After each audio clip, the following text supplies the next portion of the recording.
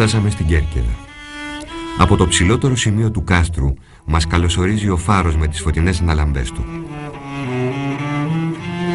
Είναι από τους πρώτους που κατασκεύασαν οι Άγγλοι στα αγγλοκρατούμενα Επτάνησα γύρω στο 1822.